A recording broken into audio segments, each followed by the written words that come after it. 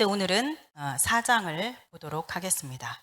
먼저 4장 본문을 함께 같이 읽겠습니다.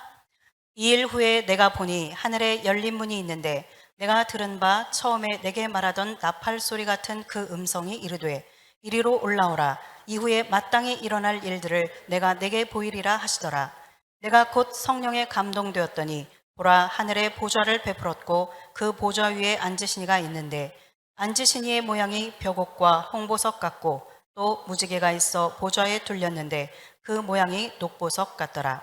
또 보좌에 둘려 24 보좌들이 있고 그 보좌들 위에 24 장로들이 흰옷을 입고 머리에 금관을 쓰고 앉았더라. 보좌로부터 번개와 음성과 우레소리가 나고 보좌 앞에 켠 등불 7이 있으니 이는 하나님의 7 영이라.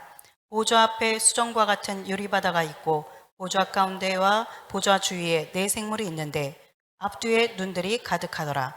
그 첫째 생물은 사자 같고 그 둘째 생물은 송아지 같고 그 셋째 생물은 얼굴이 사람 같고 그 넷째 생물은 날아가는 독수리 같은데 4 생물은 각각 6 날개를 가졌고 그 안과 주위에는 눈들이 가득하더라. 그들이 밤낮 쉬지 않고 이르기를 거룩하다 거룩하다 거룩하다 주 하나님 곧 전능하시니요 전에도 계셨고 이제도 계시고 장차 오실 이시라 하고 그 생물들이 보좌에 앉으사 세세토록 살아계시는 이에게 영광과 존귀와 감사를 돌릴 때에 24 장로들이 보좌에 앉으신 이 앞에 엎드려 세세토록 살아계시는 이에게 경배하고 자기의 관을 보좌 앞에 드리며 이르되 우리 주 하나님이여 영광과 존귀와 권능을 받으시는 것이 합당하오니 주께서 만물을 지으신지라 만물이 주의 뜻대로 있었고 또 지으심을 받았나이다 하더라. 아멘. 네, 이제 드디어 4장부터는 요한이 실제적으로 이제 환상을 통해서 하늘의 장면들을 이제 보는 내용들이 시작됩니다. 여러분들이 이 4장은 굉장히 짧은데요. 이것을 한번 나름대로 문단을 한번 나눠보세요. 지금 사도 요한이 이제 2일 후에 내가 보니 하늘에 열린 문이 있는데 그러면서 이리로 올라오라 라고 하는 음성이 있어서 이제 성령의 감동이 되어서 보니까 쫙 하늘에 보좌가 이렇게 있는 모습이 보이죠. 그러면서 그 보좌가 있고 보좌는 이렇게 생겼고 그리고 보니까 그 보좌 앞에 4 생물들이 있더라. 네, 생물들은 이렇게 생겼고 그리고 또 24 장로들이 있는데 그 장로들은 이렇게 생겼더라. 그러면서 그 보좌를 중심으로 해서 여기 보면은 그 설명을 하는데 일단 한번 볼까요?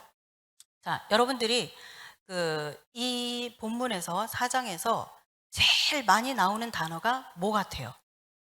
우리가 이제 이렇게 성경을 읽으면서 그 단어나 반복되는 단어나 뭐 이런 것들 이렇게 동그라미를 치면서 보면은 훨씬 더 우리가 이렇게 여기에서 말하고자 하는 것이 무엇인지 주제를 파악하는 데 있어서 굉장히 도움이 됩니다. 한번 보도록 하겠습니다. 하나, 둘, 셋, 넷, 다섯, 여섯, 일곱, 여덟, 아홉, 열, 열하나, 열둘. 자, 보좌라는 단어가 12번이 나오죠. 11절까지 있는데 12번이 나와요. 사실은 14번인데 그 2개의 보좌는 24 장로가 앉는 보좌이기 때문에 제가 뺐어요. 그러니까 하나님의 그 보좌와 하나님과 관련된 하나님의 보좌, 그 보좌만 12번이 나오죠. 그러면 이 4장에서의 주제, 핵심이 이 보좌와 관련이 있겠구나라는 것을 알 수 있겠죠. 네. 보좌, 그러면 보좌가 상징하는 게 뭘까요? 보좌를 통해서 말하고자 하는 것은 무엇일까요? 보좌가 베풀어져 있다. 이것은 통치죠. 다스림이죠. 자, 보좌는 왕이 앉아있는 그 보좌잖아요. 사실 하나님의 이 지금 보좌라고 번역을 다 똑같이 했지만 24 장로들이 앉아있는 건 그냥 의자라고 합시다. 네. 네. 하나님의 그 보좌와 의자는 달라요. 네. 그래서 여기에서 나오는 지금 4장에서 나오는 이 보좌는 하나님이 앉아 계시는 것으로 이렇게 이제 모습이 보였는데 그 보좌가 의미하는 게 무엇이냐? 왕들이 앉는 왕좌잖아요. 네. 그래서 그 통치, 다스림 그것을 말하는 것이죠. 자, 그래서 지금 보좌라는 단어가 지금 이렇게 이제 12번이나 반복이 되었는데, 네 생물과 24장로들 그리고 하나님의 일곱 영, 이것을 설명하는데 다 보좌 중심으로 설명을 해요. 우리가 이렇게 보면 뭐 2절부터 7절까지 쭉 이렇게 주변에 있는 그것들을 이렇게 쭉 설명을 하는데, 보좌에 둘렸고 보좌에 둘렸고 보좌 앞에 있고 보좌로부터 있고 보좌 앞에 있고 보좌 가운데 있고 보좌 주위에 있고, 모든 것이 이 보좌를 중심으로 해서 막 설명하고 있죠.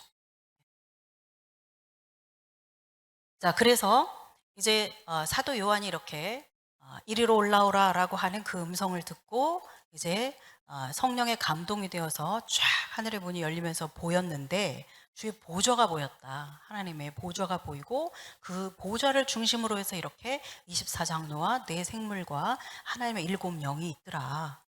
그러면서 보니까, 잘 들어보니까 이 네 생물들이 보좌에 앉으사 세세토록 살아계시느니 거룩하다 거룩하다 거룩하다 주 하나님 전능하시니요 전에도 계셨고 이제도 계시고 장차 오실 이. 자, 전에도 계시고 지금도 계시고 장차 계시면은 영원하신 걸 말하는 거죠. 네, 영원하신 하나님을, 거룩하고 영원하신 하나님, 그 하나님을 지금 찬양하고 있는 거죠, 네 생물이.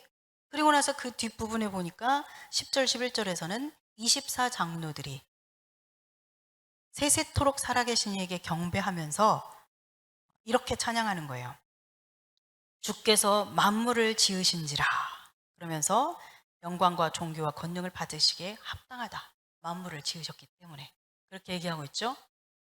자, 그래서 이 사장 내용은 여러분 이제 방금 설명을 드렸는데 그림이 그려지시죠? 예. 자, 1절에서는 요한이 이리로 올라오라 하는 음성을 듣고 지금 성령에 감동된 내용입니다. 1절. 이리로 올라오라 그랬는데, 어떤 사람들은 지금 여기에서 이리로 올라오라 했다 이거예요. 그러니까 이건 휴거다. 벌써부터 여기서부터 휴거가 됐다고 말하는 분들이 계십니다. 이거 아니죠. 우리가 이렇게 일반적으로 책을 읽는 그 문학 작품을 읽을 때, 일반적인 그런 때 그런 감각으로 읽어도 이것은 지금 휴거가 아니라는 걸 우리가 알 수 있죠.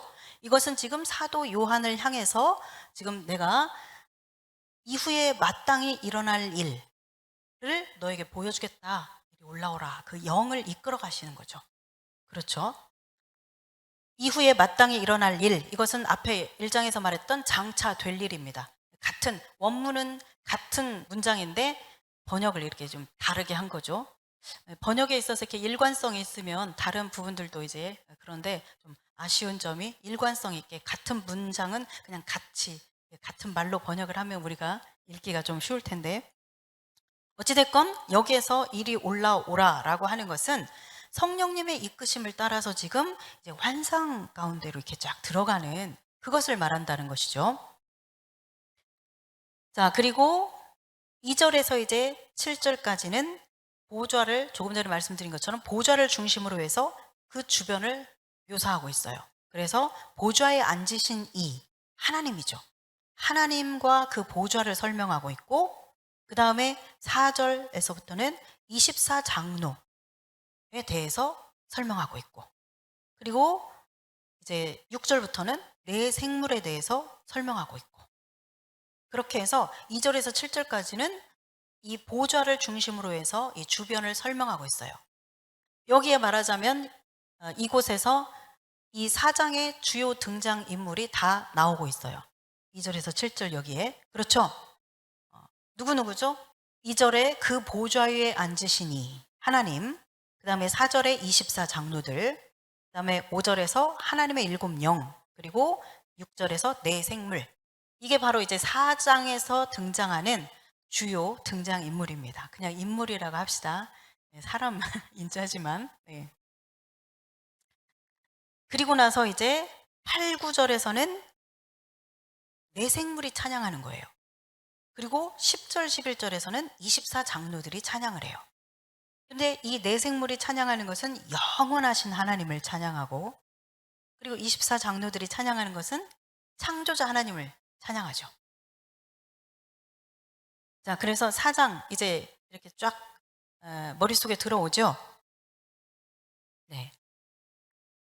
자, 이제 4장과 5장은 어떤 내용이냐면 하늘에서, 자, 요한이 하늘의 문이 쫙 열리면서 본 환상에 들어가자마자 눈에 보인 것이 뭐냐?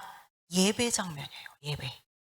그래서 오늘 우리가 보는 4장은 하나님을 예배하는, 경배하는 것이고, 다음에 볼 5장은 어린 양 예수 그리스도를 경배하는 내용이에요.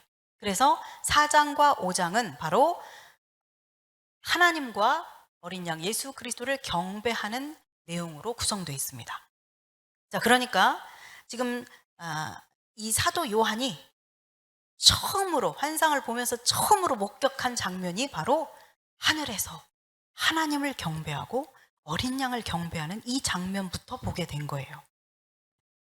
처음에 우리도 아마 하늘에 가면 이 장면부터 보지 않을까 싶어요. 네. 하늘에서는 항상 하나님과 예수 그리스도를 향한 그 경배가 있는 곳이니까요. 자, 그래서 이 4장에서는 방금 우리가 본 것처럼, 자, 하나님에 대해서 찬양을 경배를 하는데 우리는 4장에서 이 하나님을 세 가지로 이야기할 수 있어요. 첫째, 보좌에 앉으신 하나님, 다스리시고 통치하신 하나님이시죠. 지금 이 편지가 전해지는 이 시점은 도미티아누스 황제에 의해서 극심한 박해가 일어나고 있는 이 시점인데, 너희 눈에 보이지 않지만 하나님은 지금도 이 보좌 가운데 앉으셔서 우리를 다스리고 통치하시고 로마의 역사와 전 세계의 모든 역사를 다스리고 계신다라고 하는 것을 지금 보여주고 있는 것이죠. 그래서 보좌에 앉으신 하나님, 첫째. 그리고 둘째는 영원하신 하나님. 전에도 계셨고 지금도 계시고 장차 계실 그 하나님, 영원한 하나님을 내 생물이 찬양하죠. 영원하신 하나님. 그리고 세 번째는 뭘까요? 그렇죠, 창조자 하나님. 그래서 이 4장에서는 바로 보좌에 앉으신 영원하신 창조자 하나님을 경배하는 내용이 바로 이 4장 내용이에요. 자, 요한계시록은 총 몇 장으로 되어 있죠? 네, 22장이에요. 22장 가운데 2장을 바로 이 하늘에서 일어나고 있는 이 경배의 장면을 묘사하는 것으로 다 할애하고 있는 거예요. 자, 22장 가운데 2장이면 이건 굉장히 큰 비중이에요. 그것도 하나님 따로, 예수님 따로. 4장 하나님 찬양, 5장 예수님 찬양. 그렇게 각각 이 성부 하나님과 성자 예수 그리스도를 각각 한 장씩 할애해서 이 22장 중에 2장을 하나님을 경배하고 예배하고 찬양을 받으시는 그 하늘의 예배의 장면을 묘사하고 있다는 것이죠. 이건 무슨 말일까요? 예배가 중요하다라는 얘기입니다. 예배가 아주 중요하다는 얘기예요.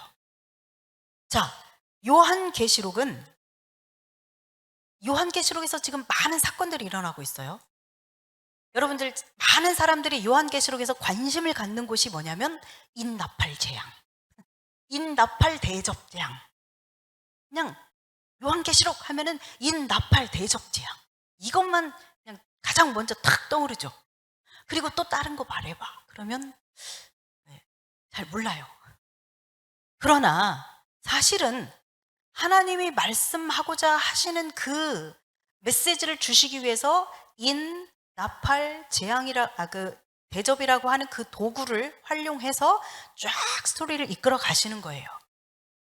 요한계시록의 모든 사건은 무엇과 관련이 있는가? 예배와 관련이 있어요. 예배의 문제입니다. 이해 가세요? 하나님을 예배할 것이냐, 사단을 예배할 것이냐, 선택하라는 거죠. 하나님을 예배할 것이냐, 사단을 예배할 것이냐, 이것이 바로 요한계시록에서 말하고 있는 핵심적인 주제입니다. 그렇잖아요. 왜 심판을 받고 왜 구원을 받는가? 하나님을 예배하고 예수 그리스도를 인정하고 예배하는 그런 그룹이냐? 아니면 하나님과 예수 그리스도를 모독하면서 세상을 쫓아서 바벨론의 그 세상 나라에 속하여서 그렇게 사단에 이끌려가서 살아가느냐, 사단을 예배하면서 사느냐, 이 둘 중에 하나인 거 아니에요. 심판과 구원은 바로 그것 때문에 그것으로 인해서 나누어지는 것이죠. 그래서 요한계시록 전체를 통틀어서 예배의 문제입니다. 예배의 전쟁이에요. 예배 쟁탈전이죠. 사단이 하나님께 있는 그 영광과 존귀와 찬송 받으시는 그것을 빼앗으려고 자신이 영광을 받고 자신이 찬송을 받기 위해서 그렇게 지금까지도 노력을 하고 있고 앞으로도 이제 마지막 그 순간까지 그 원수로 예수 그리스도의 발등상 아래 들어가게 하기까지 계속해서 사단은 자신이 그 하나님께 돌아갈 찬송과 영광과 존귀를 자신이 빼앗으려고 탈취하려고 그렇게 할 겁니다. 그래서 모든 영적 전쟁은 예배의 전쟁입니다. 예배 전쟁. 아멘이십니까? 네. 여러분들이 그래서 여러분의 삶 가운데서 예배를 가장 중요하게 생각하세요. 예배. 제가 몇 차례 말씀드렸듯이 저의 정체성에 대해서 당신이 누구입니까? 그 정체성을 물어본다면 나는 하나님의 사랑을 흠뻑 받고 또한 하나님을 그렇게 뜨겁게 사랑하는 나는 하나님을 예배하는 예배자입니다. 이것이 저의 정체성이라고 말씀드렸습니다. 우리 모두는 어떤 페르소나가 있고 사회적인 어떤 지위가 있고 교회 안에서도 직임들이 있고 여러 가지 위치에 있지만 여기저기 좌표 가운데 우리가 있지만 우리의 공통된 정체성은 뭐냐? 하나님을 예배하는 예배자라는 것입니다. 이것이 우리의 분명한 정체성이 돼야 돼요. 이 정체성이 바르게 견고하게 우리 내면 안에 잘 잡혀 있어야 마지막까지 승리할 수 있어요. 마지막까지 모든 환난과 핍박 가운데서 그것을 이겨내고 인내하고 끝까지 승리하는 자가 될 수 있는 비결은 뭐냐? 다른 데 있지 않아요. 어떤 방법이 따로 있는 게 아니에요. 하나님을 사랑하는 것. 하나님을 뜨겁게 사랑하는 것. 하나님을 예배하는 예배자.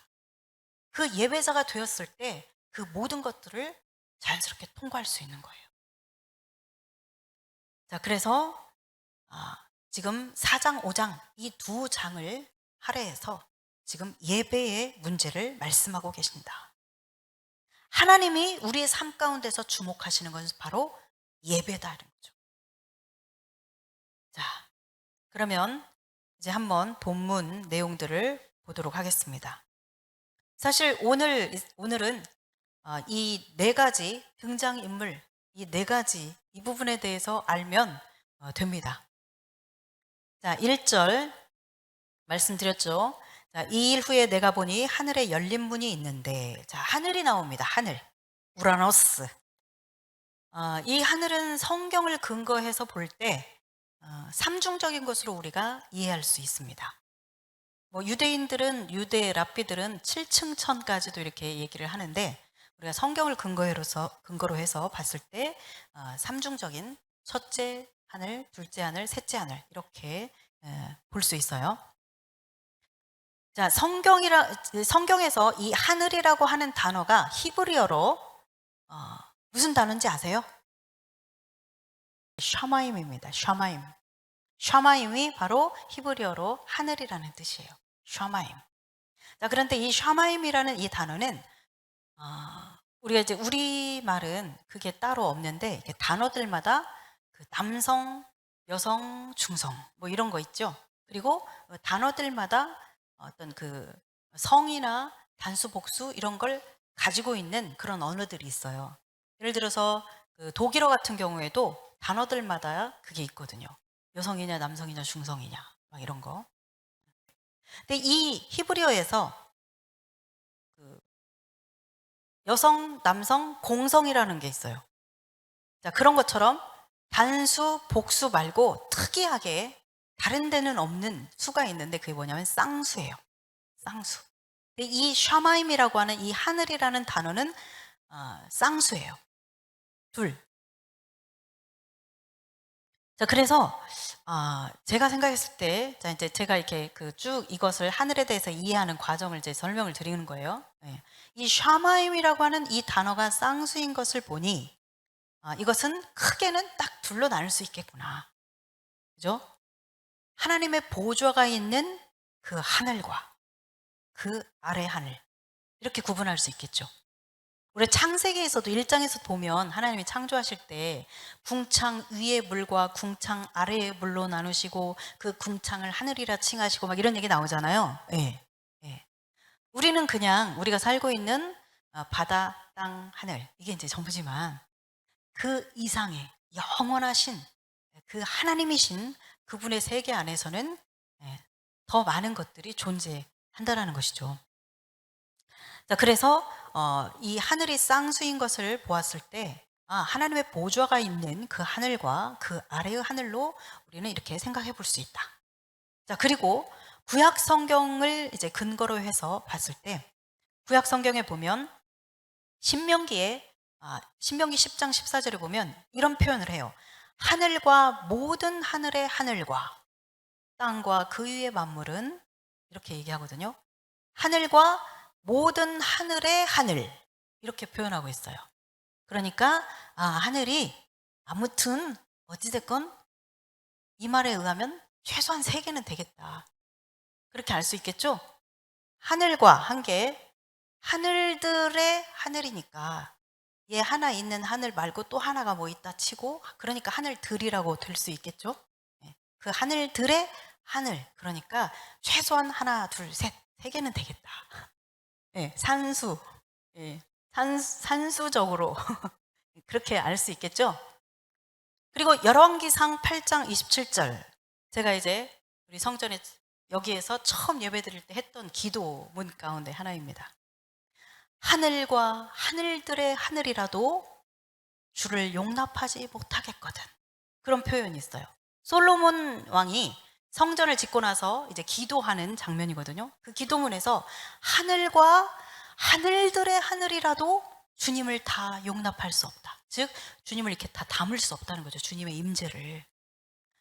예, 온 만물을 창조하신 그분의 임재를 이 조그마한 성전 하나 지어놓고 오 주님, 주님이 이곳에 우리가 어떻게 그 광대하신 그 하나님의 존재를 담을 수 있겠습니까? 이 성전이 아무리 휘황찬란하다 할지라도 그런 고백을 하는 거죠. 솔로몬이. 네. 그래서 하늘과 하늘들의 하늘이라고 이렇게 표현을 하죠. 그래서 자, 이 구약 성경을 통해서 봤을 때 최소한 3개는 되겠다라는 것을 짐작할 수 있습니다. 자, 우리는 지금 내 생각을 가지고 막 하는 게 아니라 지금 성경을 찾아보면서 근거를 이제 찾는 거예요. 자, 그다음에 이제 신약 성경을 보면 고린도후서 12장 한번 볼까요? 고린도후서 12장 1절에서 4절까지 같이 읽겠습니다. 무익하나마 내가 부득불 자랑하노니 주의 환상과 계시를 말하리라.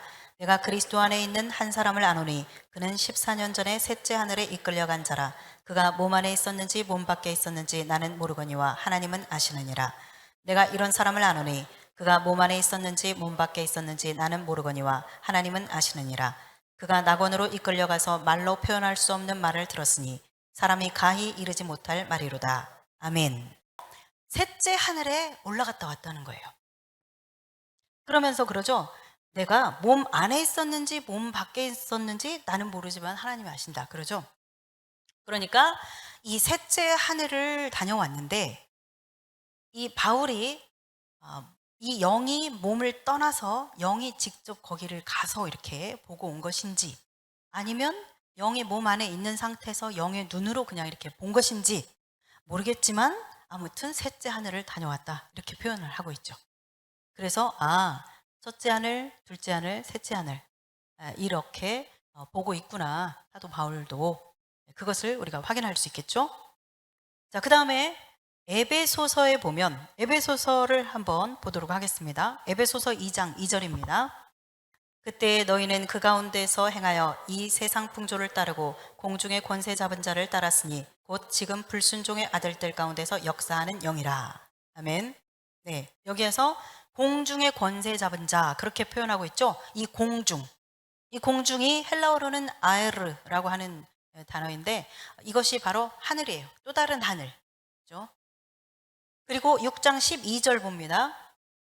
에베소서 6장 12절 같이 읽겠습니다. 우리의 씨름은 혈과 육을 상대하는 것이 아니요 통치자들과 권세들과 이 어둠의 세상 주관자들과 하늘에 있는 악의 영들을 상대함이라. 아멘. 네, 여기에서 하늘에 있는 악의 영들 그러죠. 그러니까 악의 영들이 있는 그 하늘이 있어요. 그죠? 네. 그래서 특히 이제 우리가 보는 요한계시록 한 번만 그냥 말씀드릴게요. 요한계시록 12장 7절에 보면 거기에서 하늘에 전쟁이 있으니 하면서 하늘에 전쟁이 있다라는 이야기가 나와요. 바로 이제 미가엘과 용이 싸우는 거죠. 미가엘과 그의 사자들이 용과 그의 사자들과 싸우는 장면이 나와요. 그때가 언제냐? 한 일의 절반 때입니다. 다니엘서에 보면 마지막 12장에서 그 얘기를 하거든요. 그 마지막 때에 대해서 이야기하면서 그 말일 그때에 대해서 얘기하면서 그때에 미가엘 너희의 군주 미가엘이 일어날 것이니 그렇게 얘기하거든요. 네. 그 미가엘 천사가 일어나는 때, 즉 지금 이 12장 계시록 12장 7절 이걸 얘기하는 거예요. 그래서 한일의 절반쯤이 되면 그때 이제 하늘의 전쟁이 있게 되는데 바로 미가엘과 그의 천사들이 이 사단과 그의 천사들과 그 졸개들과 싸우는 그 영적 전쟁이 일어난다는 것을 얘기하는 거예요. 자, 이것이 일어나는 이유는 자, 우리가 예수님을 어디서 만나요? 부활을 하고 휴거를 하면 어디서 만나요? 네? 데살로니가 뭐 다양하게 표현을 할 수 있겠지만 데살로니가 전서 4장에 보면 뭐라고 나와요? 공중에서. 네, 공중에서 만나요. 이 공중이 바로 이 공중인 거예요. 이 하늘. 자, 그래서 주님이 이제 주님과 우리가 만나야 되잖아요. 네, 이 공중에서 만나게 될 터인데 죽은 자가 부활하고 그리고 산 자들이 이제 들림을 받아서 쫙 올라가서 주님과 공중에서 만나게 되는데 그러려면 공중을 좀 청소를 해야 되잖아요. 네, 쉽게 말하면. 그죠? 그래서 이제 한 일에면 7일이에요. 샤부아. 히브리어로 샤부아. 우리가 77절을 샤부옷 그러죠? 복수 형태예요. 샤부아의 복수 형태 샤부옷. 이게 77절의 이름이죠. 말하자면 이 7년을 가지고 요한계시록에서 얘기를 하는데 그 7년의 절반이 되었을 때 이제 부적경에서 막 짐승이 올라오고 하면서 이제 그런 이야기 나오죠. 네. 그때 말하자면 이제 곧 환란이 지나고 이제 예수님이 오실 터인데 그리고 죽은 자가 다시 살아나고 이제 살아있는 자들이 끝까지 믿음을 지키는 자들이 이제 들어 올림을 받을 텐데 그때 우리가 만나려면 이 공중에 이 지저분하고 더러운 것들을 다 치워야 된다는 말이죠. 그래서 바로 이제 미카엘이 바로 이 용과 그 졸개들과 싸우는 그런 이야기가 요한계시록 12장에 나옵니다. 그 공중이에요. 그래서 우리가 지금 다시 정리해서 말씀드리자면 하늘은 이렇게 첫째, 하늘, 우리가 살고 있는 이 대기권입니다. 그냥 우리가 알고 있는 하늘. 그리고 둘째는 바로 영들의 영역이에요. 지금 말하는 이 공중이 바로 여기죠. 악의 영들이 있는 곳, 그 하늘. 그리고 셋째 하늘이 바로 하나님의 보좌가 있는 곳, 셋째 하늘. 그렇게 해서 성경적으로 우리가 하늘을 이해할 때 이 셋으로 이해할 수 있다. 그냥 우리가 볼 수 있는 이 대기권의 이 하늘과 그 다음에 영들의 영역인 하늘과 그리고 하나님의 보좌가 있는 하늘 이렇게 셋으로 볼 수 있다라고 말씀드린 겁니다. 이해 잘 되시죠? 네. 그래서 이 하늘과 관련해서 한마디 더 말씀드리자면, 예, 그 마태복음에 보면 하늘에 계신 우리 아버지여라고 하죠. 예, 이 하늘은 하늘들에 계신 우리 아버지여입니다. 하늘들이에요. 원래 원문으로는 하늘들. 예, 그래서 말하자면 하나님은 우리가 살아가고 있는 이 대기권 하늘이 있는 이 땅, 이곳뿐만 아니라 악의 영들이 있는 그곳과 모든 영역을 다 통치하시는 하나님이라는 거죠. 하늘들에 계신 하나님. 이 말은 모든 하늘들을 다스리고 통치하시는 하나님. 그런 뜻입니다. 예. 이제 하늘에 대해서 이렇게 설명을 하는데, 이제 하늘 얘기가 나왔으니까 그분이 이렇게 얘기했어요. 하나님께서 통치하시는 그 공간의 개념으로 생각해야 한다. 장소적 개념이 아니다. 영적이고 초월적인 공간이다. 그러므로 우리 실생활과 내가 호흡하고 살아가는 삶의 영역과 밀접하게 연결되어 있는 것이다. 이렇게 얘기했거든요. 그러나 지금 사도 요한이 말하고 있는 이 열린 문을 통해서 본 이 하늘은 이런 하늘 아니에요. 자, 지금 이 얘기로 치면 이 하늘이라는 이 개념에 대해서 이분이 말씀하시기를 장소적 개념이 아니다. 그냥 내가 살아가고 이 실생활과 내가 살아가고 있는 호흡하고 살아가는 삶의 영역에서 밀접하게 이렇게 관련되어 있는 것이다. 즉 하나님이 통치하시는 그곳이 하늘이다. 뭐 이런 개념으로 얘기한 거예요. 이런 개념이 있죠. 네, 이런 개념이 있습니다. 부분적으로 맞는 이야기입니다. 그러니까 하늘과 상관없이 하나님의 통치, 우리가 하나님의 나라라고 하는 개념을 이야기할 때 첫째 하나님의 통치의 영역, 하나님의 통치와 다스림을 받는 그곳이 하나님의 나라다라고 얘기하잖아요. 이제 그런 개념에서는 이 말이 이제 맞습니다. 그러나 우리가 성경을 보면서 그런 개념을 적용할 수 있는 곳이 있고 해서는 안 되는 영역이 있죠. 여기에서 사도 요한이 말하는 이 하늘은 장소적 개념이에요. 그러니까 이런 식으로 이제 해석을 하게 되면 굉장히 철학적인 그런 개념으로 이제 이 성경의 이런 그 영적인 모든 것들이 이 철학적인 것으로 완전히 추락해버리죠. 그러면은 이런 식으로 이제 그 관념적이고 뭔가 이렇게 철학적으로 막 어떤 해석하기 시작하면 성경이 이제 미궁에 빠집니다. 미궁에. 그래서 어떤 사람들은요, 이렇게 굉장히 철학적이고 관념적으로 이렇게 성경을 보는 사람들은 창세기의 내용이 그게 하나님의 천지를 창조하신 이야기가 아니래요. 그건 우리 내면 얘기래. 그래서 에덴은 그 에덴 뜻이 기쁨이잖아요.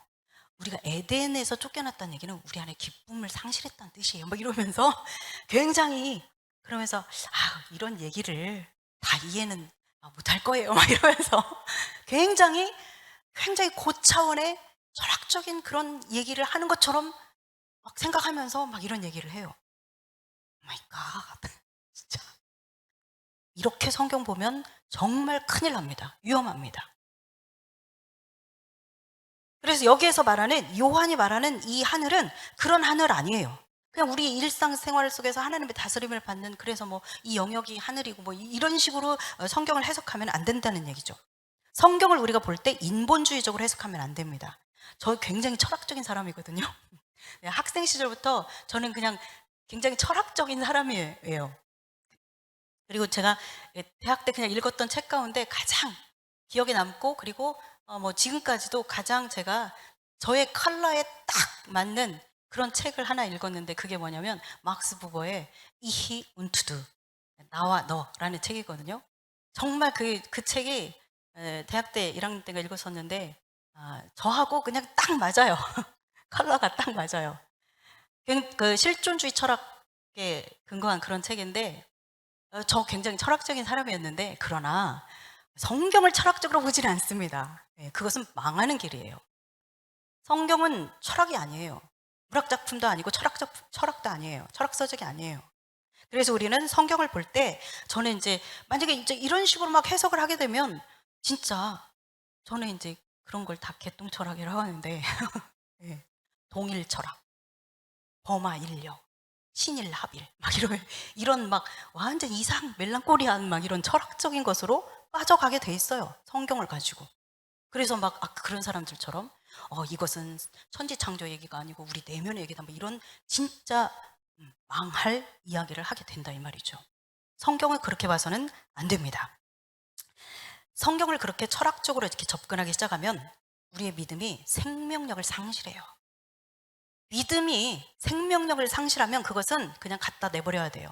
왜냐하면 그 야고보서에서 얘기하고 있잖아요. 죽은 믿음은 아무짝에도 쓸모가 없어요. 왜? 생명력이 이미 없기 때문에 구원을 얻을 수 있는 능력을 상실한 거예요. 네.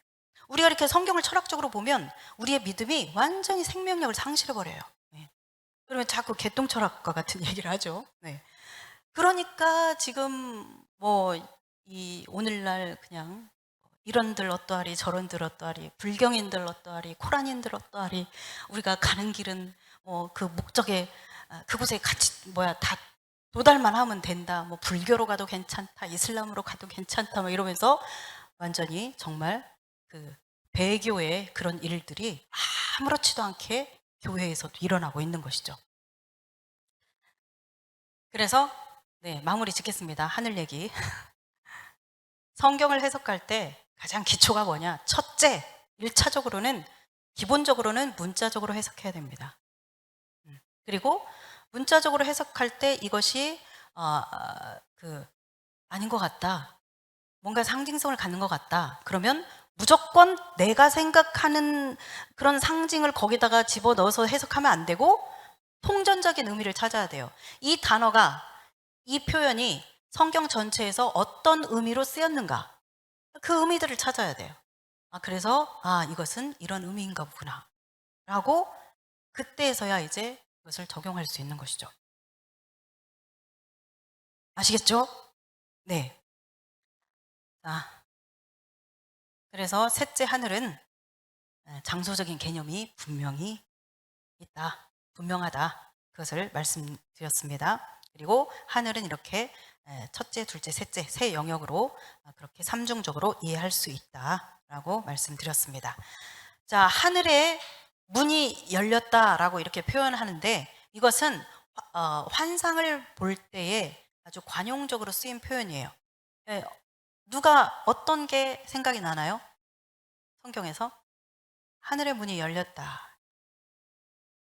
베드로가 고넬료에 관련된 환상을 볼 때 하늘의 문이 열리고 보자기가 거기서 내려왔다 이런 얘기하죠. 네, 그래서 하늘의 문이 열렸다 이렇게 쓰고 또 누가 하늘의 문이 열렸다고 하죠? 스데반이 돌로 맞아서 죽을 때 죽으면서 하늘의 문이 열리고 그리고 거기에 보좌 곁에 예수님이 서 계신 것을 보게 되죠. 네, 그래서 이렇게 신약 성경을 보면 뭔가 이렇게 환상을 볼 때 하늘의 문이 열렸다라고 하는 표현을 쓴다라는 것을 우리가 알 수 있죠. 네, 그래서 지금 이제 사도 요한에게 하늘의 문이 열리면서 말하자면 이리로 올라오라라고 하여서 성령에 감동되었다 그랬죠. 네, 그래서 그 영이 이제 이끌림을 받고 그 하늘을 이제 보게 된 것입니다. 자, 그 다음에 이제 우리가 봐야 되는 것은 24장로가 등장하죠. 2절, 3절에서 이제 하나님의 그 보좌에 대해서 설명을 하고 있는데 앉으신 이의 모양이 벽옥과 홍보석 같고 무지개가 있어 보좌에 둘렸고 녹보석 같더라 이렇게 표현하고 있죠. 뭔가 그 보석의 빛깔에 이렇게 이것을 차용해 가지고 이렇게 표현을 하죠. 이런 보석 같더라, 이런 보석 같더라 이렇게 얘기하죠. 그러니까 실제로 지금 보석인 건 아니에요. 보석 같다라는 얘기는 보석은 아니다라는 얘기죠. 네. 네. 그래서 여기에서 그 앉으시니의 모양이 3절 앉으시니의 모양이 할 때 이 모양이라는 말이 호라시스라고 하는 이 말이 환상이라는 뜻이에요. 그러니까 실체가 아니라는 얘기예요. 네. 하나님의 보좌가 앉으신 그 보좌의 그 실체가 지금 이렇게 생겼다라는 얘기가 아니라 이렇게 환상을 통해서 환상과 같이 이렇게 보였다라는 얘기입니다. 그리고 나서 이제 4절부터 24장로가 나오죠. 24장로에 대해서 여러분들이 이렇게 24장로를 이렇게 이제 읽으면서 24장로가 어떤 사람들일까? 하면서 혹시 이렇게 떠오른 생각 있으세요? 대부분 이제 24를 이제 12과 12 이렇게 합해져서 24. 그렇다면 12은 이 12, 12은 뭘까? 그러면서 자, 12은 무슨 숫자죠? 히브리적인 개념에서 12. 하나님의 백성을 의미하는 숫자죠. 12. 그래서 이스라엘 백성들도 12지파로 구성되어 있었고 예수님의 제자들도 12제자였고 예. 그래서 12 이것은 어떤 하나님의 백성, 하나님의 통치를 상징하는 그런 개념을 가지고 있는 숫자입니다. 그리고 이제 그 21장에 이렇게 요한계시록 21장에 보면 새 예루살렘 성이 나오죠. 그 새 예루살렘 성 모습을 이렇게 묘사하는 것을 보면은 12문 위에 무슨 이름이 있다. 네, 12지파의 이름들이 각각 있죠. 그리고 12기초석에 누구 이름이 있죠? 네, 12사도들의 이름이 있죠. 네, 그래서 아마 이 12 이스라엘 구약의 그 백성들을 상징하는 12지파와 그리고 그 신약의 백성들을 상징하는 12사도 이렇게 해서 아마 그 구약 백성과 신약 백성을 대표하는 12 해서 아마 24장로인 것 같다라고 보통 그렇게 이제 해석을 합니다. 저도 이제 이 해석이 타당성이 있다라고 그렇게 보는데요. 그렇게 보는 이유는 일단 이제 뭐 가볍게 생각할 때 요한이 일단 장로라고 했죠. 장로라고 표현을 했죠. 24장로라고. 네. 베드로나 요한이 자기 자신을 장로라고 표현하는 대목들이 있죠. 예. 그래서 사도들이 자기 자신에 대해서 이렇게 편지를 쓸 때, 나, 장로, 요한은 뭐 이렇게 그러면서 자기를 장로라고 표현하는 게 있죠. 이 성경에서, 신약 성경에 나오는 장로는 오늘날의 목회자와 같은 사람들입니다. 예. 그때 당시에. 그래서 왜 사도 바울이 그 에베소에 있던 그 장로들을 밀레도에서 만나자 그렇게 약속을 하죠. 그래서 그 에베소에 있는 장로들이 밀레도에 와서 바울과 만나는 장면이 있죠. 예, 그 장로들이 바로 에베소 그 지역에서 각각 교회를 했던 사람들인 것이죠. 말하자면 그때는 가정교회 형태의 교회였잖아요. 자, 그리고 이제 이렇게 보니까 장로들은 흰 옷을 입었죠. 예. 어떤 이렇게 이상한 그 사람과 다른 어떤 그런 특이한 모습이 아니고 일단은 사람같이 생겼어요. 흰 옷을 입었고 관을 썼어요. 이 관을 쓴 것은 이제 우리에게 주어질 그 면류관, 그 스테파노스라고 하는 단어를 쓰고 있는데 그 관을 쓰고 있어요. 그러니까 이게 사람인 것 같아. 그죠? 예, 사람인 것 같고 그런데 요한이 봤을 때 장로인 것 같다. 장로다. 이렇게 표현을 했어요. 네. 출애굽기 19장 6절을 보면 너희가 내게 대하여 제사장 나라가 되며 거룩한 백성이 되리라. 너는 이 말을 이스라엘 자손에게 전할지니라. 아멘. 네, 이 출애굽기 19장 그러면 이스라엘 백성들과 언약을 맺는 그 유명한 시내산 언약을 맺는 그 상황이에요. 네, 이 상황에서 말하자면 이스라엘 백성들에게 너희는 제사장 나라이고 거룩한 백성이다. 이렇게 그 정체성을 주시죠. 자, 그 다음에 베드로가 말하고 있는 이 성경 구절을 한번 읽겠는데요. 이 베드로전서는 베드로가 이방 교회들에게 보낸 편지입니다. 이 베드로전서는 처음에 시작할 때 그렇게 얘기하잖아요. 뭐 본도, 갈라디아, 갑바도기아, 비두니아에 있는 흩어진 나그네인 너희들에게 내가 편지한다. 이렇게 쓰죠. 그 본도, 갈라디아, 갑바도기아, 비두니아 이게 오늘날 터키 그 아나톨리아 반도에 있는 그 지역에 있는 교회들이에요. 그러니까 지금 이것은 이방 교회에 보낸 편지라는 거죠. 베드로전서는 같이 읽겠습니다. 그러나 너희는 택하신 족속이요 왕 같은 제사장들이요 거룩한 나라요 그의 소유가 된 백성이니 이는 너희를 어두운 데서 불러내어 그의 기이한 빛에 들어가게 하시니에 아름다운 덕을 선포하게 하려 하심이라. 아멘.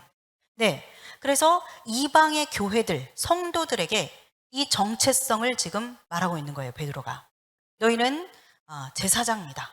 그리고 거룩한 나라요, 그의 소유된 백성이다. 앞에서 구약의 이스라엘 백성들에게 주셨던 제사장 나라이고 거룩한 백성이라고 하는 이 정체성과 지금 베드로가 이방의 본래는 그 하나님의 언약의 밖에 있었던 외인이었던 그들이 이제 예수님을 통해서 이 언약 안으로 들어와서 이제 그들이 거룩한 제사장이요 거룩한 나라요 그의 소유된 백성이 되었다. 그래서 이 이스라엘 백성들에게 주었던 이 정체성과 동일한 정체성을 지금 선포하고 있죠.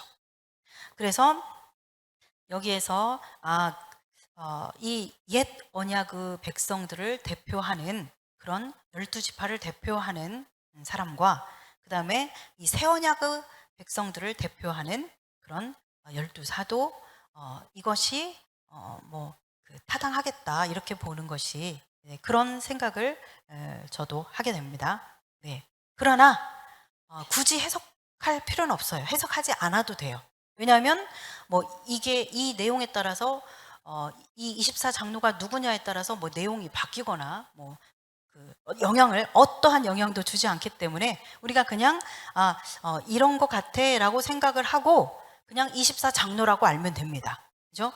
억지로 우리가 이제 명확하게 말해주지 않는 것을 굳이 그렇게 해석할 필요는 없고 이런 것 같아라고 생각하면서 우리가 읽으면 되겠습니다.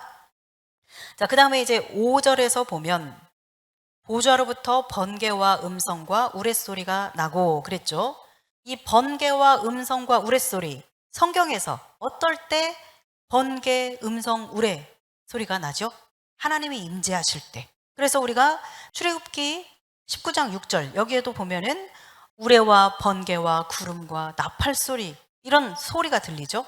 출애굽기 20장에서도 보면 우레와 번개와 나팔 소리와 연기와 이런 것들이 다 말하자면 하나님이 임재하실 때의 컨셉이에요. 요한계시록에서도 같은 이런 표현들을 쓰고 있어요. 11장 19절 한번 읽습니다. 이에 하늘에 있는 하나님의 성전이 열리니 성전 안에 하나님의 언약궤가 보이며 또 번개와 음성과 우레와 지진과 큰 우박이 있더라. 하나님의 임재를 상징할 때 바로 번개, 음성, 우레, 지진, 우박 이러한 것들이 등장합니다. 이것이 구약으로부터 계시록, 신약까지 하나님의 임재가 있을 때 나타나는 어떤 그런 표현들이었어요. 5절 보좌 앞에 켠 등불 7이 있으니 이는 하나님의 7 영이라. 그래서 하나님의 영이라고 설명해 주고 있죠. 성령이라는 것을 우리가 알 수 있죠. 5장에서도 등장을 합니다. 이게 성령이라는 것을 우리가 알 수 있어요. 하나님의 7 영. 6절에서 나오는 네 생물에 대해서 우리가 보도록 하겠습니다. 이 네 생물을 보면 이상하게 생겼죠. 이 생물의 앞뒤에 막 눈이 가득하고 얼굴도 이렇게 첫째 생물은 사자 같고 또 하나는 송아지, 또 하나는 사람, 또 하나는 독수리 같은 얼굴을 하고 있고 그리고 날개를 가졌는데 6개 날개를 가졌죠. 그러면서 찬양을 하는 이런 모습으로 나옵니다. 자, 이 네 생물은 성경에서 어디에 나오냐면요. 에스겔서에 나와요. 1장과 10장에 보면 이 네 생물이 나옵니다. 에스겔 1장에 보면 이제 에스겔이 이렇게 환상을 보는 그런 장면이 나오는데 여기에서 5절에 보면 그 속에서 네 생물의 형상이 나타나는데 하면서 이 네 생물에 대해서 얘기합니다. 그다음에 폭풍이 막 있고 막 구름이 있고 막 번쩍번쩍 하면서 막 이렇게 번개 치듯이 막 이러더니 그 속에서 쫙 네 생물의 형상이 나타나더라. 이 네 생물에 대해서 얘기하고 있습니다. 여기 이제 4절에서 14절까지 보면 그 네 생물의 모양을 이렇게 이제 묘사하고 있어요. 얼굴은 어떻고, 그런데 이 얼굴 보면 우리가 방금 읽은 요한계시록 4장에서 보는 그 얼굴을 볼 수 있어요. 10절. 그 얼굴들의 모양은 넷의 앞은 사람의 얼굴이요, 넷의 오른쪽은 사자의 얼굴이요, 넷의 왼쪽은 소의 얼굴이요, 넷의 뒤는 독수리의 얼굴이니. 그렇게 얘기하고 있죠. 또 날개를 설명하고 있는데 11절 한번 보겠습니다. 그 날개는 드러펴서 각기 둘씩 서로 연하였고 또 둘은 몸을 가렸으며 그러죠. 그래서 이렇게 날개를 쫙 펴서 두 개는 서로 이렇게 맞닿았고 연하였고, 그죠? 그리고 두 개로는 몸을 이렇게 가리고 있는 그런 모습이에요. 네, 상상을 해보세요. 네. 그리고 이제 15절부터 21절까지는 이 네 생물 밑에 바퀴가 있더라. 바퀴. 이 바퀴에 대해서 설명하고 있거든요. 네, 굉장히 특이하죠. 바퀴가 있는데 이 얼굴을 따라서 각각 하나씩 이렇게 바퀴가, 사자 얼굴 그쪽 밑에도 바퀴가 있고 독수리 얼굴 밑에도 그쪽도 바퀴가 있고 이런 말이에요. 그래서 각각 생물 밑에 이렇게 바퀴가 있더라. 그리고 그 바퀴 안에 또 바퀴가 있는 것 같은 그런 모양을 하고 있더라. 그런 얘기를 하고 있어요. 이 바퀴가 굉장히 높이 이렇게 있는데 그 둘레가 다 눈이 가득하더라. 눈들이 다 박혀 있는 거예요. 눈들이 많다라고 하는 것은 쫙 온 세상을 이렇게 살피는 이제 그런 것들을 의미하는 것으로 볼 수 있죠. 네. 그러면서 이제 눈이 가득하다. 그러면서 그 생물의 영이 이 바퀴 속에 있어가지고 이 생물이 이쪽으로 가고 싶어 하면 바퀴가 쫙 이쪽으로 가고 저쪽으로 가고 싶어 하면 저쪽으로 가고 막 이러면서 이렇게 쫙쫙 움직이고, 이 바퀴는 돌아가는 게 없이 항상 쫙 곧게만 이렇게 가더라. 뭐 그런 얘기가 여기 이제 이렇게 1장에 나와 있어요. 그래서 내 생물 여러분들이 이제 머릿속으로 이렇게 그려보시면 22절에 보면 또 특이한 이제 장면이 뭐냐면 그 생물의 머리 위에는 수정 같은 궁창의 형상이 있어 보기에 두려운데 그들의 머리 위에 펼쳐져 있고, 자, 그러니까 이 네 생물 위로 궁창 하늘이라고 그랬죠. 이렇게 하늘 같은 이런 모양이 쫙 있고 그 위에 뭐가 있더라. 그 얘기가 아직 안 나왔군요. 26절에 그 머리 위에 있는 궁창 위에 보좌의 형상이 있는데 그 모양이 남보석 같고 보좌 형상 위에 한 형상이 있어 사람의 모양 같더라. 우리 지금 방금 요한계시록에서 본 것 같은 모양, 보좌가 있고 그 보좌는 막 이렇게 보석 같고 그런 모양을 하고 있는 이 궁창이 내 생물 위에 있다라는 거예요. 그려지세요? 네. 제가 첫 시간에 말씀드렸듯이 제가 성경을 이해하기 위해서 막 성경에다 그 족보도 그리고 막 지도도 그리고 그러면서 이렇게 이런 그림도 그립니다. 그래서 이제 그냥 옛날에 몇 년 전에 그 읽으면서 한번 이해를 하고 싶어서 그냥 한번 그려본 거예요. 네, 그래서 이렇게 생물이 있는데 얼굴이 이렇게 지금 이렇게 세 개인데 바퀴도 세 개인데 하나는 저 뒤에 있는 거예요, 여러분. 그래서 네 개씩이에요. 네, 네 개씩 있고 여기 보니까 막 눈들이 여기 이거 다 눈입니다. 눈들이 다 박혀 있죠. 네, 아마 이렇게 몸에도 막 이렇게 있어야 될 거예요. 이렇게 날개를 쫙 폈는데 둘로는 몸을 가리고 있고 쫙 펴고 있고, 그리고 이 위로 이렇게 궁창 하늘 궁창이 있고 그 위에 보니까 보좌가 있더라. 이 보좌가 지금 오늘 우리가 요한계시록 읽은 그 내용 이게 나오는 거죠. 이런 이야기를 요한계시록 1장에서 이제 하고 있는 거예요. 아시겠죠? 그리고 이제 10장 봅니다. 저는 정말 이 내 생물 때문에 얼마나 골치가 아팠는지 몰라요. 정말 많은 시간들, 많은 날들을 골치 아프면서 지냈는데 이렇게 여러분들에게 쉽게 딱 그림까지 보여주면서 단시간에 습득하게 10장, 에스겔 10장에 보면 이 네 생물이 또 나와요. 근데 이 네 생물이 이제 어떻게 나오냐면 4절 읽겠습니다. 여호와의 영광이 그룹에서 올라와 성전 문지방에 이르니 구름이 성전에 가득하며 여호와의 영화로운 광채가 뜰에 가득하였고, 그리고 18절을 읽겠습니다. 여호와의 영광이 성전 문지방을 떠나서 그룹들 위에 머무르니, 그리고 20절 읽습니다. 그것은 내가 그발 강가에서 보던 이스라엘의 하나님 아래에 있던 생물이라. 그들이 그룹인 줄을 내가 아니라. 아멘.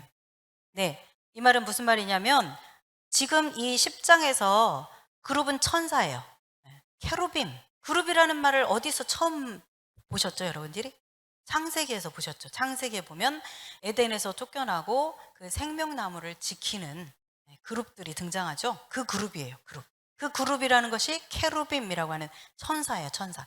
천사라는 말을 우리 말로 말하자면 음역한 거예요. 그런데 이 지금 에스겔 10장에 보니까 그 네 생물이 20절에서 읽었던 그발강가에서 내가 봤던 그 생물이 바로 우리가 방금 1장에서 봤던 네 생물을 말하는 거예요. 그발강가의 그 환상에서 봤던 그 네 생물, 그것이 바로 그 생물이 그룹인 줄을 내가 알았다. 그렇게 얘기하고 있죠. 자, 그러니까 네 생물은 뭐다? 천사다. 케루빔이라고 하는 천사다라는 것을 알 수 있겠죠. 그런데 특별히 이제 이렇게 읽은 걸 보니까 4절 여호와의 영광이 그룹에서 올라왔다 그랬어요. 이 네 생물 여기에서 여호와의 영광이 쫙 올라왔다 이렇게 표현하고 있죠. 18절에서도 여호와의 영광이 성전 문지방을 떠나서 그룹들 위에 머무르니, 여호와의 영광이 그룹 위에 머무르죠. 이걸 봤을 때 이 네 생물은 여호와의 영광, 여호와의 임재, 이것과 관련 있는 사역을 하는 천사구나 라는 것을 알 수 있죠. 어마어마하게 중요하고 굉장히 말하자면 하나님의 보좌에 딱 그냥 늘 붙어 있는, 그래서 하나님의 영광의 임재, 그 운행, 그것을 이렇게 담당하는 그런 역할을 하는 천사구나라는 것을 우리가 알 수 있습니다. 우리가 알 수 있는 것은 여기까지, 여기까지입니다. 성경이 말씀해 주시는 데까지. 네. 상상은 이제 개인적인 자유에 맡기고, 네. 그러나 우리가 이제 알 것은 성경을 근거로 해서 이 네 생물이 무엇인가를 우리가 이제 찾는 거예요. 자, 그래서 성경에서는 이제 제가 찾은 바로는 세 가지의 그 천사가 있습니다. 자, 먼저 케루브라고 하는 겁니다. 케루브라는 것은 우리가 방금 얘기한 그룹 있죠? 그룹의 단수가 케루브예요. 복수 형태가 케루빔입니다. 그래서 그룹, 그러면 케루빔을 말하는 거예요. 그래서 자, 케루브 이 천사 남성 명사입니다. 아까 말씀드렸듯이 창세기 3장에서 볼 수 있는 그 그룹, 두루 도는 그 불칼과 그룹이 생명나무의 길을 지켰다라고 할 때 그 그룹, 그것이 바로 이 케루빔이에요. 이 그룹을 볼 수 있는 대표적인 구약에서의 한 곳이 있는데, 성막 가운데서 하나님이 임재하시는 곳 어디예요? 저 가장 깊숙이 있는 지성소, 거기 법궤, 그 언약궤를 덮는 뚜껑, 그것을 뭐라고 해요? 속죄소, 시은좌, 그렇게 얘기하죠. 네. 하나님의 성소와 지성소가 있는데 그 저 한쪽에 지성소, 하나님이 임재하셔서 내가 너희를 여기에서 만나주겠다라고 하셨던 그 하나님의 임재하시는 곳, 그 지성소 안에 언약궤가 있는데 그 언약궤 안에 이제 모세의 두 돌판이 있죠. 그 언약궤를 덮는 뚜껑, 이것을 속죄소라고 해요. 성경에 나오죠. 속죄소 혹은 시은좌라고 그렇게 하기도 하죠. 네. 그래서 이 속죄소 위에 뚜껑을 덮고 있는 거기에 바로 이 케루빔이 있잖아요. 케루빔이 날개를 쫙 펴고 둘이 이렇게 날개를 맞대고 있고, 날개를 맞대고 있어요. 네. 우리 에스겔에서 봤을 때도 서로 날개를 연하여 있더라 그러죠. 네. 그렇게 그 속죄소 위에 있는 이 그룹의 모양이 날개를 서로 딱 둘이 맞대고 있고 이렇게 속죄소를 언약궤를 바라보고 있는 이런 모습을 하고 있죠. 그래서 이 그룹이 바로 이 속죄소 위에 있다. 성막 저 지성소 안에 있다. 거기에 등장하는 게 그룹이다. 케루빔의 이 특징을 여러분들이 찾을 수 있겠죠. 그 하나님이 계시는 그 에덴 동산 그 생명의 길을 가지 못하도록 하고 있고, 그 하나님의 임재가 있는 이곳을 딱 덮는 역할을 하는 거예요. 그러니까 하나님의 임재, 하나님이 계시는 곳, 그 하나님의 그 보좌, 여기에 딱 항상 붙어 있는 그 역할을 하는 것이 바로 이 케루빔이라는 걸 알 수 있죠. 그리고 뭐 이것도 그냥 지나가겠는데 이제 설명만 그냥 얘기만 하고, 에스겔 28장에 보면 거기에 이 사단에 대해서 이렇게 쫙 설명을 하고 있는데, 거기에서 보면 사단도 그룹이었다고 얘기하고 있어요. 그러니까 그 사단도 본래 케루빔이었구나라는 것을 에스겔 28장에서 얘기하고 있어요. 자, 그 다음이 천사 종류가 뭐냐면 사라프입니다. 사라프. 이 사라프는 단수이고 세라빔, 복수 형태가 세라빔이에요. 바로 이 세라빔이 이 천사의 한 그 종류의 이름인 거예요. 그래서 이 사라프, 이 천사를 그러니까 스랍이라고 여러분들이 성경 읽을 때 스랍 읽어보셨죠? 대표적으로 이사야 6장에 나오는 거, 이사야 6장에서만 나와요. 이 스랍이라고 하는 스랍이 세라빔을 음역한 거예요. 그래서 이 천사는 구약 성경에서, 성경 전체에서 여기 이사야 6장에서만 나와요. 그리고 이제 한 종류가 있는데 말라크라고 하는 메신저의 의미를 가지고 있는 그런 천사가 또 있습니다.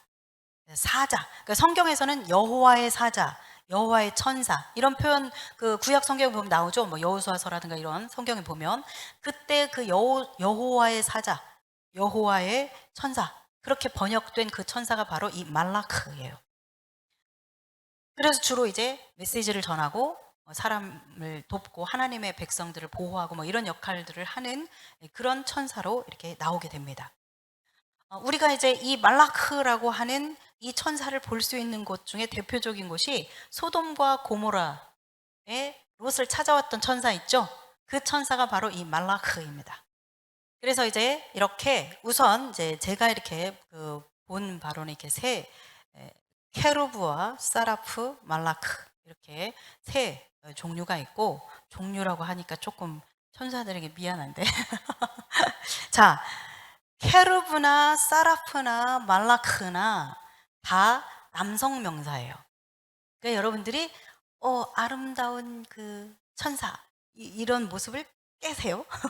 네, 남성 명사입니다. 남성이에요. 아주 강한 모습을 하고 있는 천사들은 강한 모습을 하고 있는 그런 모습이에요. 제가 봤을 때 그러니까 이 네 생물은 이 케루브의 그 케루빔들 그룹에 속하는 천사 중에 하나다 이렇게 보여집니다. 네. 그리고 사라프라고 할 때 이 세라빔 안에서도 뭔가 또 다른 그런 분류가 있겠죠. 네. 말라크도 마찬가지고요. 그런데 이제 이 천사에 대해서는 우리가 이렇게 천사에 대한 정보를 성경 외에 그래도 신뢰할 만하다라고 하면서 천사에 대해서 정보를 얻을 수 있는 곳은 에녹서입니다. 우리 1947년에 이스라엘 쿰란에서 발굴되었던 사해사본과 함께 발견된 것이 바로 뭐 희년서, 에녹서 이런 것들도 같이 발굴이 됐거든요. 그때 뭐 집회서, 공동체에 관련된 문서, 많은 다량의 그 문서들이 발견이 되었는데 그때 발견된 것 중에 하나가 에녹서예요. 이 에녹서는 에티오피아어로 되어 있는 그런 에녹서도 있고 또 뭐 히브리어로 되어 있는 그런 에녹서도 있고 그다음에 슬라브어로 되어 있는 에녹서도 있고 그래요. 이 말은 무슨 말이냐면 굉장히 이렇게 이 에녹서도 성경과 함께 이렇게 많이 일반화되어서 이렇게 읽혀졌었다라는 걸 알 수 있어요. 지금 이 천사에 대해서 조금 길게 말씀을 드리는 이유는 나중에 9장에서 이것을 우리가 이제 봐야 돼요.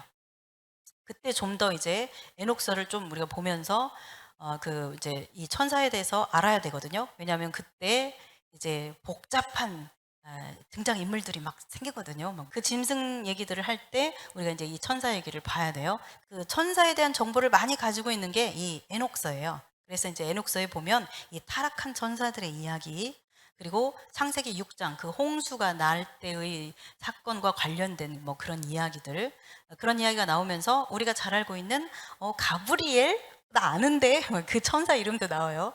그 에녹서에 미가엘도 아는데 미가엘도 나와요. 거기 보면 그래서 우리엘, 라파엘 뭐 이런 천사 이름들이 거기에 등장을 합니다. 그래서 그 천사 그 영계였던 그런 이야기들이 거기에 많이 나오거든요. 천사에 관련돼서는 여기까지 얘기하고 나중에 이제 9장을 할 때 우리가 좀 더 그 본문 9장 본문과 관련해서 그 이야기들을 좀 더 하도록 하겠습니다. 그래서 이제 일단은 마무리를 해야겠죠? 내생물 마무리.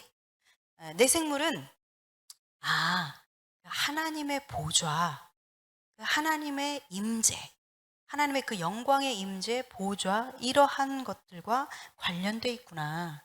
이런 일들을 수행하는 천사구나. 이런 정도로 여러분들이 알고 계시면 됩니다. 네.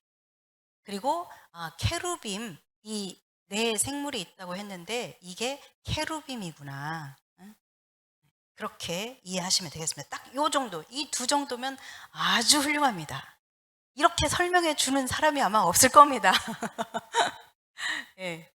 그래서 내 생물 그러면 이제 여러분들이 이게 기괴한 모습을 막 하고 있지만, 자, 이것도 알아야 돼요. 아, 이것은 지금 환상으로 본 거예요. 음. 그렇기 때문에 실체가 정말 막 눈들이 막 박혀 있고 막 이렇게 실체가 그러냐? 아, 그건 알 수 없어요. 네. 예를 들어서 5장에서도 예수님이 어떻게 나와요? 어린 양으로 나오거든요. 전에 죽임을 당하였던 것 같은 어린 양이 서 있더라. 그렇게 나오거든요. 여러분들 가운데서 예수님이 양이라고 생각하시는 분은 없으시죠? 예수님의 실체, 그 실제 모습이 양일 거야. 이렇게 생각하는 사람 없잖아요? 근데 5장에서는 양으로 나타나시거든요. 요한에게 보여진 환상으로는. 그죠? 그리고 여러분들 가운데서 그 하나님의 영, 성령이 이 오늘 저거 안 났네요. 메노라.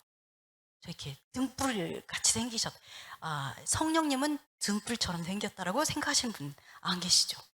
그런데 4장, 5장에서는 여호와의 일곱 영이다 해서 그 등불로 이렇게 표현을 하잖아요.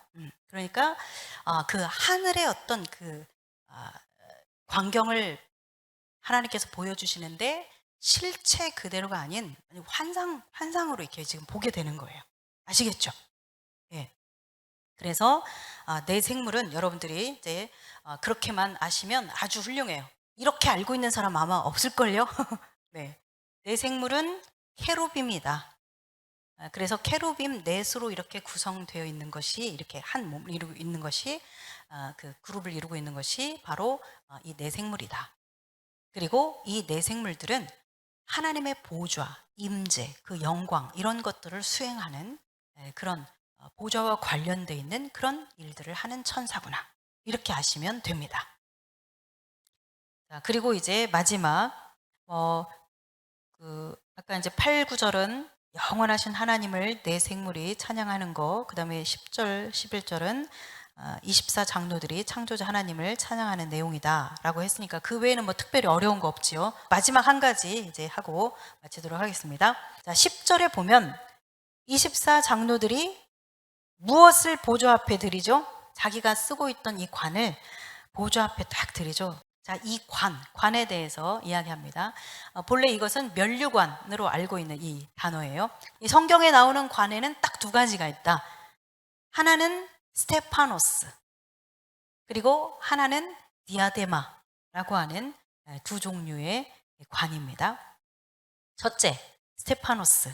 쓸데없이 원어는 잘 말씀을 안 드리니까 스테파노스, 케루빔, 세라핌 뭐 이런 정도 알고 계시면 좋겠죠? 자, 그래서 이 스테파노스는 뭐냐면 화관, 월계관 있죠?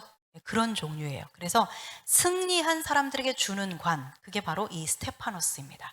운동 경기에서 승리한 사람들이 쓰는 그 월계관을 뜻하는 말에서 시작된 것이 바로 이 스테파노스예요. 그래서 신약 성경에서는 18번 이 단어가 쓰였습니다. 스테파노스. 성도들이 받게 될 면류관. 그것을 표현할 때 이제 쓰이게 된 단어들인데, 바울이 우리의 이제 그리스도인들의 삶을 비유할 때 경주에 비유하죠. 자, 그래서 고린도전서 9장 25절을 한번 찾아보겠습니다. 이기기를 다투는 자마다 모든 일에 절제하나니 그들은 썩을 승리자의 관을 얻고자 하되 우리는 썩지 아니할 것을 얻고자 하노라. 아멘. 네, 여기 승리자의 관이라고 번역된 것이 바로 이 스테파노스입니다. 네. 그래서 자, 우리는 바로 이기려고 경주하고 경기하고 싸우는 자와 같은 그런 자들이라는 거죠. 그래서 이기기를 다투는 자마다, 즉 막 이기려고 막 노력하는 이런 사람들마다 다 절제한다. 그 경기에서 이기면 월계수로 이렇게 엮어서 만든 이 월계관, 이거 하나 쓰는데도 막 영광스러워 가지고 단상 같은 배마 딱 위에 딱 올라가 가지고 막 우승했다고 막 이렇게 자랑스러워하고 이러는데, 근데 그거 몇 시간 지나면 다 시들어버리고 썩어버리는데, 시간 지나면 그 썩을 스테파노스를 얻으려고 하는 자들도 그렇게 절제하면서 한다. 그러니 우리는 썩지 아니할 것을 얻고자 하니 우리 또한 절제하면서 이기는 자가 되자, 그 얘기를 하는 거죠. 디모데후서 2장 3절에서 6절입니다. 너는 그리스도 예수의 좋은 병사로 나와 함께 고난을 받으라. 병사로 복무하는 자는 자기 생활에 얽매이는 자가 하나도 없나니 이는 병사로 모집한 자를 기쁘게 하려 함이라. 경기하는 자가 법대로 경기하지 아니하면 승리자의 관을 얻지 못할 것이며 수고하는 농부가 곡식을 먼저 받는 것이 마땅하니라. 아멘. 네, 여기 5절에 승리자의 관, 이게 바로 스테파노스입니다. 너희는 병사로 부름을 받은 자들이다. 그래서 병사로 복무하는 자와 같은 자들이 바로 우리 믿는 자들이다. 그러므로 좋은 병사는 자기 생활에 얽매이지 않는다. 나와 함께 고난을 받으라. 그렇게 말씀하고 계시죠. 그게 바로 우리의 삶입니다. 4장 8절 여기에 보면, 자, 이제 후로는 나를 위하여 의의 면류관이 예비되었으므로, 그러죠. 여기 의의 면류관 할 때 이 면류관이 스테파노스예요. 이 디모데후서는 바울이 이제 유언과 같은 편지죠. 그래서 이제 곧 죽음을 앞두고 있는 이 바울이 내가 지금까지 이제 쫙 선한 싸움을 싸웠다. 그래서 그 앞에 6절에서 전제와 같이 내가 벌써 부어지고 나의 떠날 시각이 가까웠다. 즉 내가 마치 이렇게 제사 드릴 때 포도주나 이런 기름을 이렇게 부어서 드리는 제사, 이 전제라고 하거든요. 내가 이 전제를 쫙 부어 드리는 것처럼 내 삶의 모든 에너지와 내 생명을 다하여서 내 삶을 다해서 쏟아 부어서 하나님 앞에 드렸고 이제 내가 떠날 시각이 가까이 왔다. 그렇게 얘기하는 거예요. 멋있죠?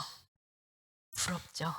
네, 부러워하면서 그것을 모델 삼아서 우리도 그렇게 삽시다. 네, 그래서 그렇게 말하면서 이제 후로는 내가 주님 뵐 때 나를 위해서 예비해 두신 이 의의 면류관이 있다. 하나님께서 나를 위해서 의의 면류관을 예비해 두셨다. 그 얘기를 하잖아요.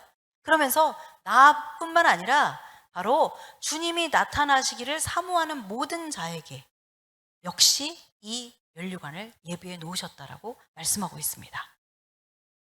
예수 그리스도께서 다시 오실 것을 간절히 사모하며 주님 만날 날을 사모하며 우리의 삶을 그렇게 주님 앞에 쏟아 부어드리는 저와 여러분들이 될 수 있기를 바랍니다.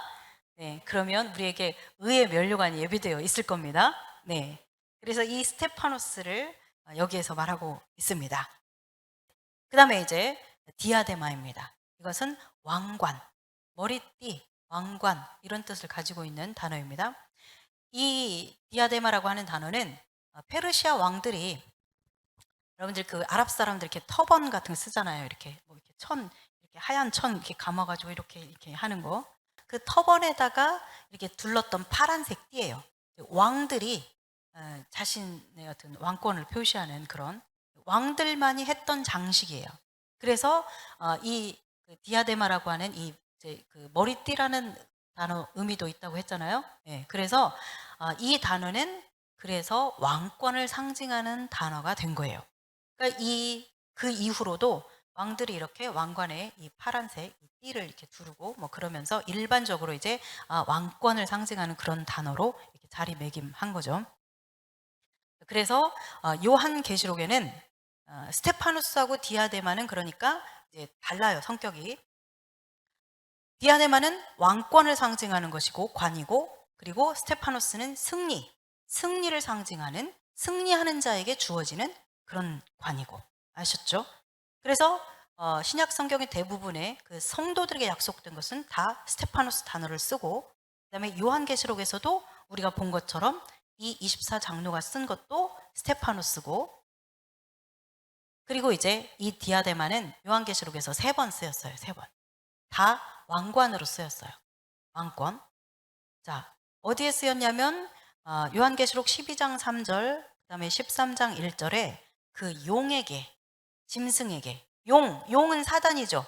요한계시록에서 용은 옛뱀, 곧 사단이다. 그렇게 설명해주고 있죠. 요한계시록에서. 그래서 이 용이 왕관을 쓰고 있는 모습이 나와요. 그때 이 왕관이라는 단어가 바로 이 디아데마라는 단어입니다. 그리고 13장에서도 짐승이 이렇게 7머리와 10뿔을 가지고 있는데 이 뿔마다 이렇게 왕관을 썼더라. 그런 얘기 나오잖아요. 예. 거기에서 쓴 이 디아데마, 그 단어도 디아데마예요. 왕관이에요. 그리고 이제 한 군데 예수님이 쓰신 관, 금관, 거기에 19장 12절에 한번 이 디아데마라는 것이 쓰였어요. 그러니까 이 디아데마, 이 관, 디아데마라는 단어가 쓰일 때는 왕권을 상징한다라는 것을 우리가 기억해 두면 되겠습니다.